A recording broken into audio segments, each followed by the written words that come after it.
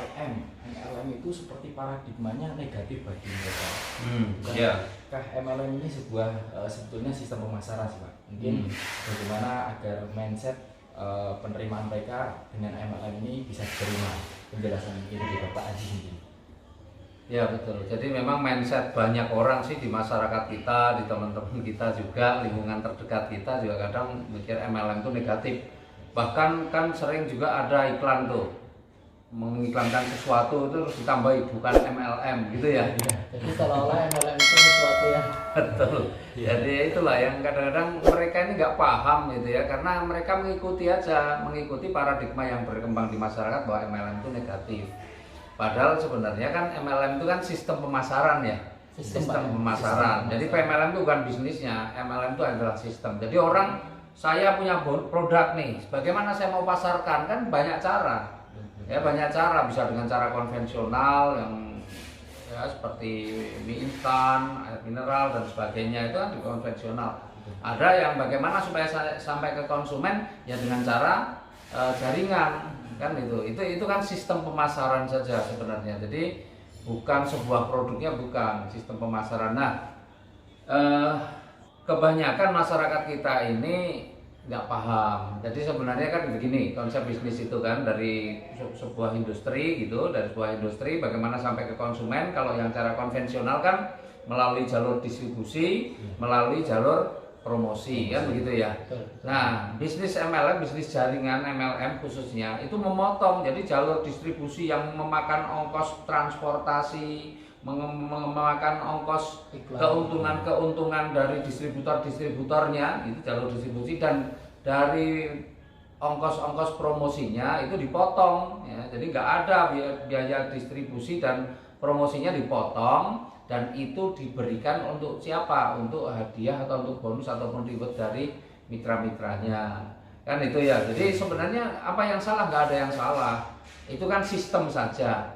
Nah, bahwa apa yang kemudian dibisniskan kan macam-macam. Ada yang bisnisnya air mineral, ya kan? Ada yang bisnisnya produk-produk kesehatan, ada yang bisnisnya produk-produk kecantikan, mungkin macam-macam lah. Tiap-tiap perusahaan itu punya produk yang berbeda-beda yang mau didistribusikan. Nah, sistemnya mau pilih yang mana? Mau pilih yang jaringan atau mau pilih yang konvensional ya. Nah, jadi kalau orang mendapatkan reward dan sebagainya, ya wajar kalau dia dapat besar, pelaku-pelaku MLM itu. Kenapa? Ya karena dia berperan ganda, berperan sebagai distributor, juga berperan sebagai bintang iklan, melakukan promosinya. Jadi distribusi dan promosi ini dipegang oleh para mitra atau member-member dari perusahaan itu. Jadi wajar kalau dia kemudian mendapatkan penghasilan yang besar ketika mereka sukses dalam menjalankan bisnisnya, berperan sebagai distributor, berperan sebagai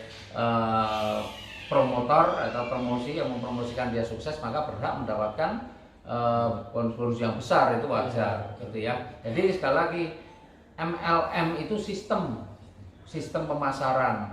Ya, kenapa mereka banyak yang kemudian paradigmanya negatif? Ya karena memang sering melihat tayangan di televisi, tayangan di media massa ataupun media sosial tentang hal-hal yang negatif, orang-orang yang ketipu, bukan hanya ratusan juta, bahkan ada yang sampai miliaran kan gitu ya. Nah, itu bukan MLM, itu money game kan, biasanya money game. Karena kalau MLM itu pada dasarnya MLM itu bisnis yang bagus karena mensejahterakan orang, makanya pemerintah pun memberikan izin MLM. Kalau MLM itu terbukti merugikan masyarakat, nggak mungkin diberikan izin. Maka pemerintah memberikan izin karena MLM itu bagus. Yang jelek itu kan yang money game, makanya pemerintah nggak memberikan satu pun izin money game yang bisa berjalan di Indonesia. Ya, maka kenapa money game itu merugikan? Nah, money game itu kan karena sebenarnya kan memang tipu-tipu, ya kan? Tipu-tipu itu ada dua cara loh. Tipu-tipu ada yang cara konvensional, juga boleh tipu-tipu dengan cara MLM juga bisa. Ya kan, kalau tipu-tipu cara konvensional ya nipu sendiri, saya nipu Mas Andika, saya nipu Mas Nuju, kan tak tipu aja, konvensional ini, ya kan? Langsung Pak. Ada produk, misalnya nipunya nggak pakai produk bisa saja, tak tipu, hanya tipu, wah nanti saya pinjam uangnya, nanti tak kembalikan, tak kasih keuntungan 10%, wah tertarik, ya udah, tapi kemudian hanya saya kasih sekali, habis itu nggak pernah saya kasih, kan itu nipu konvensional tuh. Nah, tapi kalau yang nggak ada produknya juga bisa nipu konvensional. Yang ada produknya bagaimana? Misalnya nih ada ini apa nih, handphone nih. Wah, ini, anggaplah ini handphone harga murahan, tapi kita ceritakan ini handphone luar biasa, manfaatnya bagus ini. Ini silakan ini kalau Mas Nuju beli 10 juta ini handphone ini, nanti pasti ada orang-orang penting yang menghubungi ke sini, misalnya gitu. Ya kan? Wah, percaya dibeli hanya 10 juta, saya kelari lah, itu nipu konvensional kan. Mas Nuju barangnya dijual ini ternyata di mana-mana ditawarin paling cuma laku 1 juta, 2 juta, berarti ketipu. Itu nipu konvensional. Nah, tapi ada nipu juga menggunakan jaringan sistem MLM. Ya, yang menipu pakai sistem MLM ada nggak? Ada. Ya, makanya nipunya nggak sendiri, tapi nipunya bareng-bareng pakai jaringan. Nah, jadi supaya apa, bagi-bagi hasil, tapi intinya yang paling atas adalah yang paling untung nanti kalau dia lari ya. Jadi ada yang produknya, ada yang tanpa produk, ada yang dengan produk money game itu, tapi produknya biasanya nilainya tidak sebanding dengan uang yang kita keluarkan. Jadi masalah MLM itu orang nipu juga bisa pakai MLM gitu ya. Orang nipu pakai konvensional banyak. Jadi tergantung orangnya, Pak. Iya, karena itu sistem kan.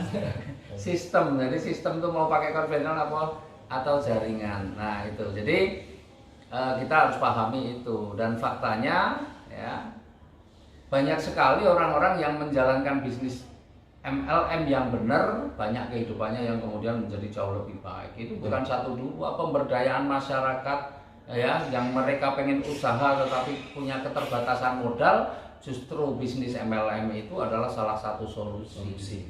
Ya, salah satu solusi. Jadi bisnis MLM nggak layak untuk dimusuhi. Yang perlu dimusuhi bersama, dan termasuk kita pelaku MLM itu juga memusuhi, adalah apa? Money game. Jadi money game itu memang kita musuhi ya. Money game itu karena penipuan menggunakan sistem jaringan. Pak, ini sekalian mau tanya, itu gimana sih pandangan dari MUI sendiri tentang bisnis berjejaring ini atau MLM ini? Ya, jadi faktanya masalah bisnis jaringan atau MLM itu ya, dari sisi pemerintah juga mengeluarkan izin. Dari sisi Majelis Ulama Indonesia juga memberikan rekomendasi atau fatwa halal terhadap bisnis-bisnis MLM yang memang dari sisi produk, dari sistem dan sebagainya itu adalah syariah, sesuai dengan syariah. Maka juga diberikan fatwanya halal ya, fatwa halal artinya diperbolehkan untuk dijalankan. Jadi tidak ada problem. Ya, justru banyak orang yang tidak paham inilah yang menghakimi, yang kemudian menjat negatif. Jadi mudah-mudahan ini menjadi pencerahan bahwa sekali lagi MLM adalah sistem pemasaran ya, yang memotong jalur distribusi dan jalur promosi, di mana ongkos dari biaya produksi dan promosi itu dihilangkan ya, tetapi angkanya tidak dibuang, tapi angkanya atau biayanya inilah yang dibagikan kepada para member-membernya atau mitra-mitranya. Ada mindset juga, orang-orang itu melihat dari segi MLM itu, wah enak ya, yang di atas itu nggak kerja melakukan gini itu. Bagi saya juga kok bisa mengatakan seperti itu, padahal ya, awalnya di atas itu juga dari bawah. Mungkin penjelasan Bapak lebih detail dan perbandingan di konvensionalis itu seperti apa sistemnya atas juga di konvensionalnya. Jadi pada dasarnya semua orang itu berproses kan, berproses mulai dari bawah. Setiap apapun lah itu berproses dari bawah. Jadi pelaku-pelaku bisnis network juga nggak ada yang langsung di posisi di atas, semua mulai dari bawah. Ya, ketika dia memulai dari bawah berkarir, kalau dia bekerja sungguh-sungguh, dia menjalankan sungguh-sungguh, maka akan naik. Tapi artinya justru sebenarnya di bisnis network itu yang sering saya katakan bahwa bisnis jaringan itu adalah bisnis yang memanusiakan manusia. Kenapa memanusiakan manusia? Karena di situ siapa yang bersungguh-sungguh dia yang akan berhasil. Ya, meskipun dia lebih dulu dari saya, tetapi dia nggak bersungguh-sungguh, nggak ngapa-ngapain, ya nggak akan bisa mengalahkan saya kalau saya sungguh-sungguh.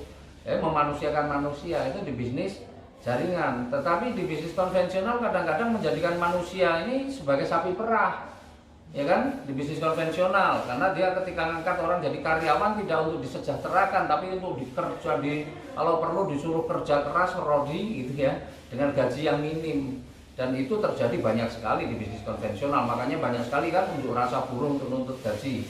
Ya, unjuk rasa buruh nuntut gaji itu menunjukkan bahwa mereka sudah bekerja di situ tapi belum mendapatkan kesejahteraan, meskipun mereka di kerjanya udah disuruh lembur dan sebagainya. Faktanya juga banyak sekali yang berpuluh-puluh tahun juga bekerja nggak berubah kehidupannya. Nah, kalau di bisnis network, kalau mau sungguh-sungguh benar-benar melakukan 2 tahun, 3 tahun paling lama, itu pasti insya Allah sudah berubah kehidupannya. Apa lakukan sungguh-sungguh. Ya, kadang-kadang orang pengen berubah hidupnya menjadi lebih baik, ya itu bekerjanya malas-malasan. Sementara yang sudah pasti hidupnya akan begitu-begitu saja, dikerjakan bertahun-tahun. Jadi karyawan pun 8 jam tiap hari dia bekerja. Tetapi itu sesuatu yang lebih baik, dia mungkin hanya sehari alokasikan 1 jam, setengah jam, bahkan seminggu mungkin cuma 1 kali. Nah, bagaimana pengen hidupnya lebih baik?